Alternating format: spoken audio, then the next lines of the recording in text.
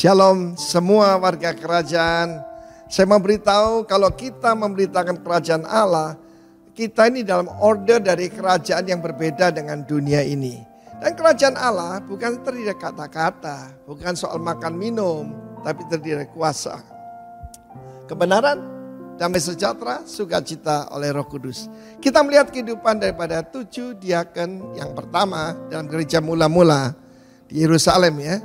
Bukan di Roma, Antioquia yang lain, Yerusalem. Dan kita lihat di situ bahwa salah satu tokohnya bernama Stefanus, artinya mahkota kemenangan. Dia penuh dengan Roh Kudus dan penuh dengan iman. Luar biasa, punya honest report. Punya yaitu catatan rekor yang baik. Saudara yang kasih dalam Tuhan, firman Allah mengatakan dengan jelas bagaimana sejumlah besar orang menjadi percaya akibatnya, dan juga sejumlah besar imam, para pemimpin daripada orang-orang Israel menjadi percaya. Stefanus penuh dengan karunia, perhatikan, full of grace, full of power. Ayat ke-8 ya, kita lihat bagaimana full of faith. Faith di sini saudaraku juga full of grace, penuh kasih karunia. Karena itu di dalam saudara mengerti ini, orang yang biasa jadi luar biasa. Orang yang ordinary jadi extraordinary. Memang saudara dan saya bukan orang yang luar biasa, kita biasa-biasa aja. Tapi Tuhan yang luar biasa bekerja melalui kita. Dan kita tahu Stefanus ini full of the word of God. Saudara mau dipakai Tuhan, kita baca dalam Kisah Rasul 7, itu khotbah terpanjang.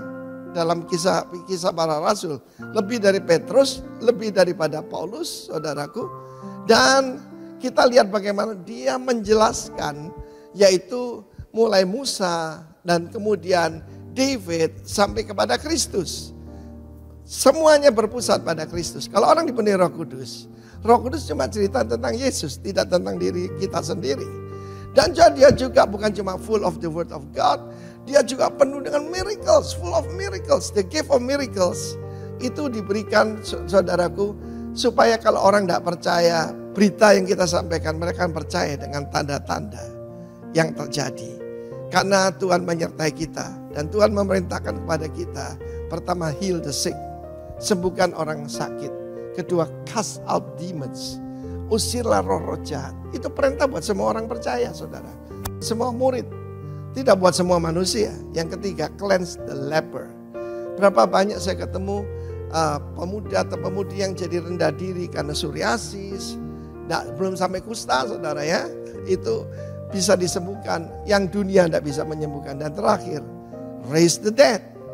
Itu perintah, bukan alegori, ya, bukan hiperbolik, tetapi itu perintah Tuhan. Kalau Tuhan memerintahkan, apa Pak Ari bisa ngalami koma sudah, mati belum, tapi sebentar lagi, karena kedatangan Tuhan sudah sangat dekat. Kalau yang lainnya sudah, saudaraku. Ya, saya pernah ketemu dengan seorang yang keluar sisik, seperti sisik besar-besar. Saya tanya, di rumahmu ada benda-benda antik? Ada guci yang dulu tempat untuk penyembahan, gambarnya naga, saudaraku. Ketika itu dihancurkan dalam nama Yesus, penyakitnya sembuh. Banyak hal yang dunia tidak bisa lakukan, warga kerajaan akan melakukannya. Seperti Stephen. Tetapi dimulai dengan pelayanan mengurusi janda-janda miskin. Lakukan itu dan hati Tuhan bersama dengan engkau. Immanuel, Tuhan menyertai Anda. Be filled with faith, grace and Holy Spirit. God bless you. Amin. Shalom, shalom warga kerajaan Allah. Dan saya menyapa kita pada pagi hari ini, pagi yang luar biasa, yang diberkati Tuhan. Kita tahu bersama bahwa tempat pertolongan kita hanya ada di dalam nama Tuhan Yesus Kristus. Amin. Oleh karena itu saya mengajak kita saat ini, kita bersemangat, kita datang di dalam hadirat Tuhan dengan penuh ucapan syukur kita bersama, untuk kita sama-sama menaikkan pujian sembah kita bagi Raja kita. Mari kita sama-sama tundukkan kepala kita bersama. Bapa, kami bersyukur buat kebaikan Bapa dalam hidup kami senantiasa nyata. Kami bersyukur Tuhan. Ini adalah dasar buat setiap kami umat-Mu, untuk kami sama-sama datang di hadapan Tuhan, untuk menaikkan pujian syukur sembah kami bagi Raja di atas segala raja. Terima kasih Tuhan.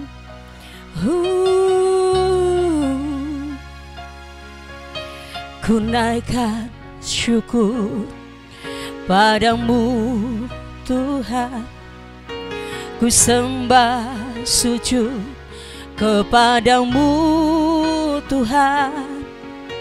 Di hadapan takhta kemuliaan-Mu, ku tinggikan, ku agungkan selamanya. Sama-sama dari awal katakan, ku naikkan syukur padamu Yesus, ku sembah sujud kepadamu Tuhan. Di hadapan takhta kemuliaan-Mu, ku tinggikan, ku agungkan selamanya. Sama-sama katakan, ku segala puji syukur bagimu, amin. Ku tinggikan nama-Mu selalu, kemuliaan hanya bagimu. Terpujilah nama-Mu. Mari dari awal sama-sama katakan, oh, ku naikkan syukur padamu Yesus, amin. Ku sembah sujud kepadamu Tuhan. Di hadapan takhta kemuliaan-Mu, ku tinggikan, ku agungkan selamanya. Sama-sama katakan, segala puji syukur bagimu, yes. Ku tinggikan nama-Mu selalu, kemuliaan hanya bagimu. Terpujilah nama-Mu, segala puji syukur bagimu, amin, yes. Ku tinggikan nama-Mu selalu, kemuliaan hanya bagimu. Terpujilah nama, mari lebih lagi katakan, segala puji syukur bagimu, yes, amin. Ku tinggikan nama-Mu selalu, kemuliaan hanya bagimu. Terpujilah nama, sekali lagi katakan, segala puji syukur bagimu. Oh, ku tinggikan nama-Mu selalu, kemuliaan hanya bagimu. Terpujilah nama-Mu, terpujilah nama-Mu, oh, terpujilah nama-Mu. Sembah Dia, segala pujian, segala syukur bagimu. Haleluya.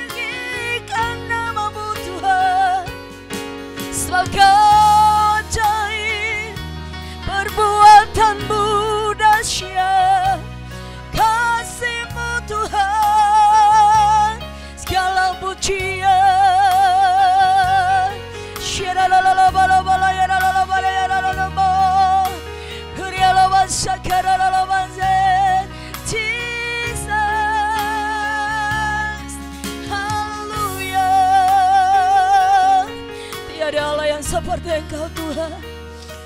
Engkau terhebat bagi setiap kami.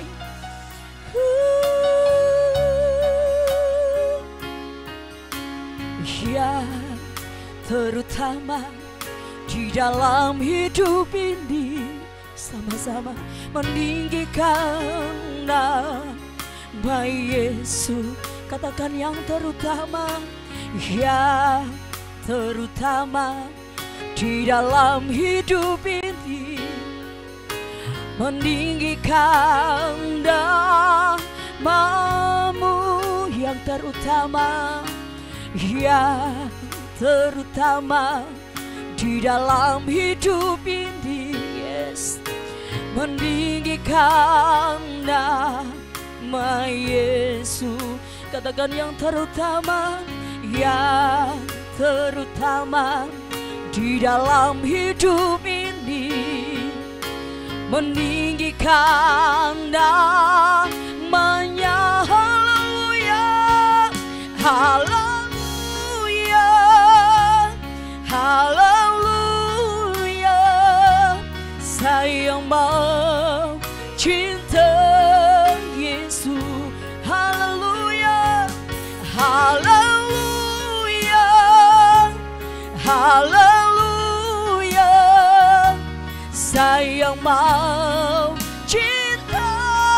Serukan sama-sama. Haleluya, haleluya, haleluya. Saya mau cinta Yesus. Haleluya, haleluya, haleluya. Saya mau cinta. Mari serukan sama-sama. Haleluya, haleluya, haleluya. Saya mau cinta Yesus. Haleluya, haleluya. Saya mau cinta Yesus. Saya mau cinta Yesus. Saya mau cinta Yesus. Oh, haleluya, haleluya. Terima kasih Tuhan.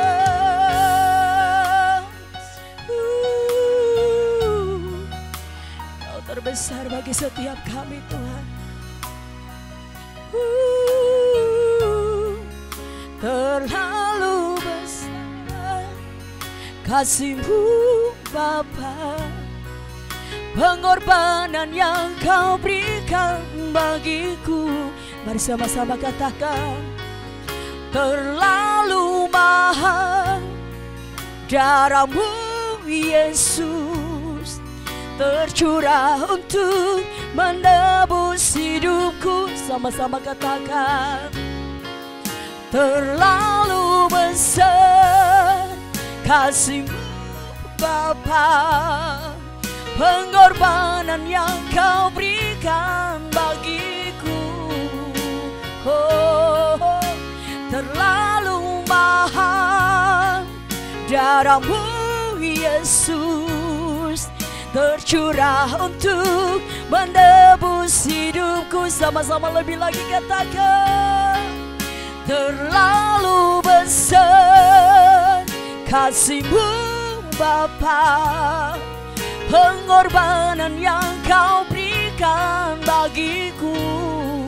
Oh, terlalu mahal darah-Mu Yesus, tercurah untuk menebus hidupku. Tercurah untuk menebus hidupku. tercurah untuk menebus hidupku.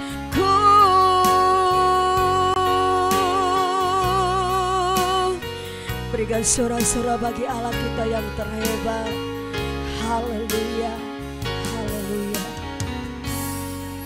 Puji Tuhan, salam Bapak Ibu, kita berjumpa lagi hari ini dalam sukacita Tuhan. Kita bersyukur kita semua dalam pemeliharaan Tuhan yang sempurna, karena itu pasti, karena menjamin bukan kita tapi Tuhan yang menjamin untuk kita. Kita berdoa untuk kita sama-sama dengarkan firman Tuhan. Urapi hamba-Mu dan berkati seluruh jemaat-Mu dimanapun mereka berada mengikuti tayangan ini, supaya kami ketika dengarkan firman Tuhan, kami dikuatkan, kami diberkati, kami dibangkitkan semangat dan iman kami, supaya kami menjadi orang Kristen yang penuh kuasa, orang percaya yang penuh kuasa di dalam nama Tuhan Yesus. Haleluya, amin. Haleluya. Bapak Ibu yang dikasihi Tuhan Yesus Kristus, hari ini saya ajak kita untuk belajar satu tema yang sederhana, yaitu senjata orang percaya. Katakan senjata orang percaya. Di dalam kehidupan kita sebagai orang percaya, satu hal yang perlu kita sadari adalah bahwa setiap hari itu kita dihadapkan dengan sebuah peperangan rohani.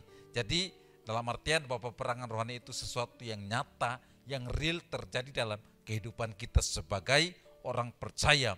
Buktinya adalah ada begitu banyak orang Kristen yang hidup penuh dengan kemenangan, hidup berkemenangan, selalu penuh sukacita, hati yang selalu penuh ucapan syukur, penuh semangat. Tapi ada juga banyak orang Kristen yang hidup dikuasai oleh kuasa kegelapan. Mereka hidup penuh dengan kepahitan, kebencian, diperbudak oleh dosa-dosa, sehingga mereka tidak pernah hidup berkemenangan. Nah, tapi karena kita punya Tuhan yang hebat, Dia tidak pernah membiarkan kita sendiri. Dia memberikan kepada kita yang saya sebut tadi dalam tema saya adalah senjata orang percaya untuk mengalahkan kekuatan kuasa kegelapan. Kita baca dulu bersama-sama Wahyu pasal 12 ayat yang ke-10 dan ayat yang ke-11. Dan aku mendengar suara yang nyaring di surga berkata, sekarang telah tiba keselamatan dan kuasa dan pemerintahan Allah kita dan kekuasaan Dia yang diurapinya, karena telah dilemparkan ke bawah pendakwa saudara-saudara kita yang mendakwa mereka siang dan malam di hadapan Allah kita. Dan mereka mengalahkan Dia oleh darah anak domba dan oleh perkataan kesaksian mereka, karena mereka tidak mengasihi nyawa mereka sampai ke dalam maut. Bapak Ibu dikasihi Tuhan Yesus Kristus, dari ayat ini kita mendapatkan sebuah kesimpulan bahwa senjata orang percaya menurut ayat yang ke-11 adalah, yang pertama adalah kesaksian orang percaya. Nah, dalam hidup ini kita mesti membiasakan diri kita untuk bersaksi tentang Tuhan kita kepada orang lain, tentang pengalaman kehidupan kita bersama Tuhan kepada orang lain.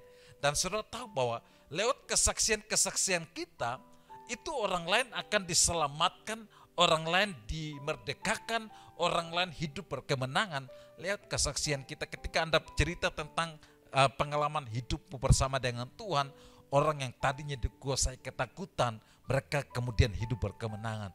Orang yang tadinya dikuasai kekecewaan, mereka hidup berkemenangan. Orang yang hidupnya itu penuh dengan pikiran-pikiran yang negatif tentang kehidupannya dia, maka hidup berkemenangan. Orang yang baru putus pacaran kemudian dia patah semangatnya pulih. Jadi hari ini saya mau ajak kita untuk jadilah orang Kristen, anak-anak Tuhan, orang percaya yang biasa bersaksi kepada orang lain. Jangan tukang gosip, jangan bicarakan hal-hal yang sia-sia, tapi pakai hidupmu untuk jadi berkat bagi orang lain. Lewat kesaksian saudara, Anda bisa mengalahkan kuasa kegelapan yang membelenggu hidup saudara, yang membelenggu saudara-saudara. Karena itu, ceritakan itu kesaksianmu kepada keluargamu, kesaksianmu kepada sahabatmu, kesaksianmu kepada semua orang. Yang kalau ada kesempatan saudara bersaksi, ceritakan. Tapi yang paling relevan sekarang adalah pakai media sosialmu, Facebookmu, Instagrammu, Twittermu, WA-mu, untuk ceritakan pengalaman-pengalaman hidupmu bersama Tuhan. Saya percaya lewat kesaksian hidupmu akan ada banyak orang yang diselamatkan, ada banyak orang hidup berkemenangan, dibangkitkan semangatnya dia untuk mengalahkan kekuatan-kekuatan kuasa kegelapan yang memperbudak, yang mengalahkan mereka. Tetapi yang kedua adalah Alkitab mencatat bahwa oleh darah anak domba Allah kita bisa mengalahkan kuasa kegelapan. Mari kita akan bahas beberapa hal yang merupakan strategi atau alat di tangan setan, alat di tangan musuh untuk mengalahkan kita. Ini yang seringkali terjadi. Yang pertama adalah saya ingin sampaikan ini kepada saudara untuk saudara bisa menyadari bahwa senjata iblis yang pertama yang sering dipakai untuk menghancurkan kita orang percaya adalah intimidasi masa lalu.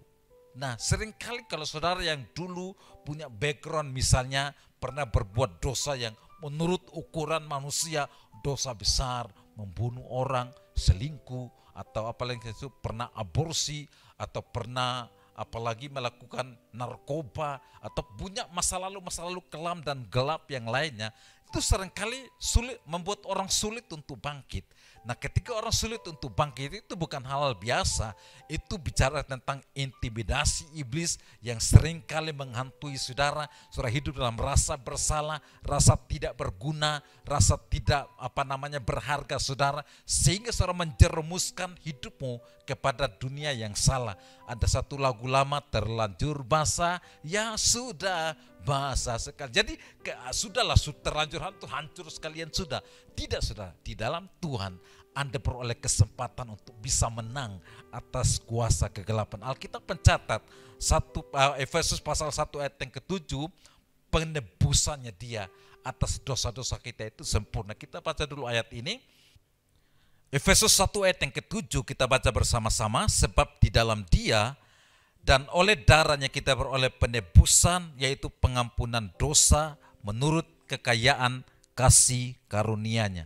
Jadi Bapak Ibu sekalian kasih Tuhan, alasan di mana kita tidak boleh membiarkan intimidasi iblis untuk mengintimidasi kita, karena kita tahu bahwa ketika Yesus menebus kita dengan kuasa darahnya, maka semua dosa kita sudah dihapuskan. Firman Tuhan mencatat di dalam Alkitab, ada begitu banyak tokoh-tokoh yang masa lalunya itu hancur semuanya. Tapi ketika mereka berbalik kepada Tuhan, Tuhan memakai mereka menjadi orang-orang hebat untuk perluasan kerajaan Allah di muka bumi. Karena itu jangan membiarkan iblis mengintimidasi saudara kemudian membunuh semua potensi-potensi saudara yang bukan hanya untuk pelayanan saudara, tapi juga untuk pekerjaan saudara yang seharusnya ada potensi-potensi yang ada dalam diri saudara yang bisa dipakai untuk keberhasilan saudara. Itu bisa mempengaruhi karena ketika saudara dikuasai oleh intimidasi kuasa kegelapan.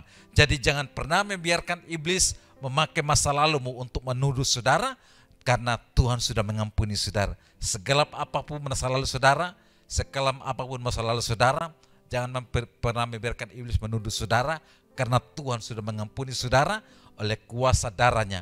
Dosamu ditebus. Yang kedua adalah yang kasih Tuhan, senjata iblis yang seringkali dipakai untuk mengalahkan orang percaya adalah kekecewaan, kebencian, kepahitan yang seringkali dianggap hal biasa bagi beberapa orang. Bagaimana saya tidak kecewa Pak Pendeta, dia punya perkataan menusuk hati. Bagaimana saya tidak kecewa Pak Pendeta, saya sudah terlanjur berharap sama dia, dia pindah ke lain hati. Bagaimana tidak Pak Pendeta, saya tidak kecewa, saya sudah rajin berdoa, rajin gereja, tetap saja hidup saya tidak berubah, tetap saja keadaan saya begini-begini terus. Jangan pernah membiarkan kesempatan keadaan buruk itu membuat saudara dikuasai oleh kekecewaan. Karena kekecewaan hanya ada di tangan iblis untuk menghancurkan saudara. Haleluya. Karena itu senang kasih Tuhan, mari hari ini jaga hati saudara supaya jangan ada tempat bagi kekecewaan, kemarahan, kebencian. Karena sekali lagi itu hanya alat di tangan iblis untuk menghancurkan hidupmu. Yang ketiga adalah senang kasih Tuhan, senjata iblis yang seringkali dipakai untuk menghancurkan kita atau membuat kita menjadi orang percaya yang tidak punya kekuatan kuasa adalah ketakutan dan kekhawatiran. Kita yang barusan melewati COVID, kita pasti belajar tentang hal ini. Ketakutan itu terjadi di mana-mana, sering kasih Tuhan. Tiba-tiba tetangga kita kena COVID. Waduh, biasanya itu ketakutan itu menguasai kita. Betul saudara ya, kalau kita dengar ada sirene, ada yang meninggal karena COVID. Ketakutan itu begitu merajalela sehingga banyak orang yang mati COVID itu diperparah keadaannya itu karena ketakutan yang membuat mereka itu tidak bisa bangkit, saudara. Nah, hari ini senang kasih Tuhan, ketakutan karena sakit penyakit. Alkitab pencatat Mazmur 91. Nah, jangan takut terhadap panah yang terbang di waktu malam, penyakit, sampar dan segala macam cara. Nah, panah yang terbang di waktu malam itu mungkin bisa bicara tentang suanggi atau sihir atau kekuatan kuasa kegelapan. Jangan pernah khawatir karena firman Tuhan mencatat bahwa kuasa darahnya itu cukup untuk perlindungan kita. Nah, kita baca bersama-sama dulu saudara kasih Tuhan. Ibrani 11 ayat ke-28 ini mengutip kembali bangsa Israel waktu mereka keluar dari tanah Mesir. Ibrani pasal 11 ayat ke-28 firman Tuhan mencatat di situ bahwa karena iman maka ia mengadakan Paskah dan pemercikan darah supaya pembinasaan anak sulung jangan menyentuh mereka. Nah, darah anak domba Paskah itu dipercikan, kemudian waktu itu dioleskan pada ambang pintu rumah orang-orang Ibrani, bangsa Israel yang tinggal di tanah Mesir yang dilanda tula. Tidak ada satupun dari anak-anak sulung mereka itu mati karena tula itu. Kenapa? Karena darah anak domba Allah yang dimeteraikan di ambang pintu rumah sebagai tanda bahwa itu milik kepunyaan Tuhan yang tidak boleh disentuh oleh sesuatu yang jahat. Artinya di dalam hidup kita ada tanda meterai. Darah Yesus yang tercurah bagi kita adalah meterai. Jadi setan tidak akan pernah bisa menjamah hidupmu. Kuasa kegelapan atau kekuatan apapun juga yang tidak bisa menjamah hidupmu. Karena itu jangan pernah membiarkan ketakutan menguasai hidup. Bukannya itu hanya ada alat di tangan setan untuk membuat kita lumpuh. Tetapi yang terakhir adalah kasih Tuhan. Senjata iblis yang terakhir adalah sakit penyakit. Nah, sakit penyakit ini sering kasih Tuhan, ini bisa terjadi karena bisa jadi ketiga hal di atas tadi. Orang terintimidasi, stres, kemudian sakit. Orang kecewa, kepahitan, kemudian juga stres, kemudian sakit. Orang ketakutan, kekhawatiran juga kemudian stres karena sakit. Jadi banyak orang yang kanker, kolesterol. Saya pernah diceritakan karena saya sekali waktu pergi cek di lab. Nah, kolesterol saya itu ada salah seorang jemaat kita yang juga di medis, dia bilang ini kakak merajalela, kolesterolnya merajalela. Nah, kemudian saya tanya, ternyata kolesterol itu faktor makanan itu cuma sedikit. Nah, jadi saudara boleh makan daging babi, tapi tentu jaga mulut saudara ya. Nah, tapi yang mengakibatkan sakit penyakit itu ternyata di pikiran kita saudara, apalagi yang tukang sakit mah itu memang faktor lambat makan, tapi juga faktor stres. Jadi yang pertama adalah tentu pola pikir kita, jangan pernah membiarkan itu kekecewaan, intimidasi, ketakutan itu menabur sakit penyakit. Tapi yang kedua adalah penyebab sakit penyakit itu ya bisa jadi karena kita tidak bisa jaga mulut kita. Amin. Nah, yang suka makan daging babi banyak-banyak, yang suka makan apalagi daging kambing banyak-banyak, yang suka porsinya itu tidak bisa dijaga, ya tolong diukur. Tetapi yang ketiga adalah penyebab sakit penyakit itu bisa jadi karena serangan kuasa kegelapan. Kami seringkali mendoakan orang yang sudah diperiksa di dokter ulang-ulang tidak ketemu penyakitnya. Itu artinya bahwa penyebabnya adalah kuasa kegelapan. Betul saudara ya? Bisa jadi penyebabnya karena na'i. Kalau sudah kena na'i jangan dipupe saudara, karena pupe itu artinya saudara sedang membiarkan campur tangan kuasa kegelapan. Jadi hari ini yang terakhir adalah sakit penyakit jangan sampai dipakai setan untuk menjauhkan saudara dari Tuhan. Jangan sampai dipakai setan untuk membunuh iman saudara. Sakit penyakit adalah kesempatan untuk saudara melihat perbuatan Tuhan yang besar di hidup saudara mengalami kesembuhan. Firman Tuhan mencatat 2 Petrus 2 ayat 24 bahwa oleh bilur-bilur Yesus kamu telah menjadi sembuh. Oleh kuasa darah Yesus jadilah sembuh. Sakit penyakit semuanya itu disembuhkan di dalam nama Tuhan Yesus Kristus. Karena itu sering kasih Tuhan saya selesai sampai di sini. Tapi saya tegaskan sekali lagi bahwa kita punya senjata untuk bisa mengalahkan kuasa kegelapan. Karena itu pakai itu untuk mengalahkan segala bentuk strategi iblis untuk mau mengalahkan hidup. Katakan bahwa darah Yesus berkuasa untuk menghancurkan kuasa kegelapan. Amin saudara.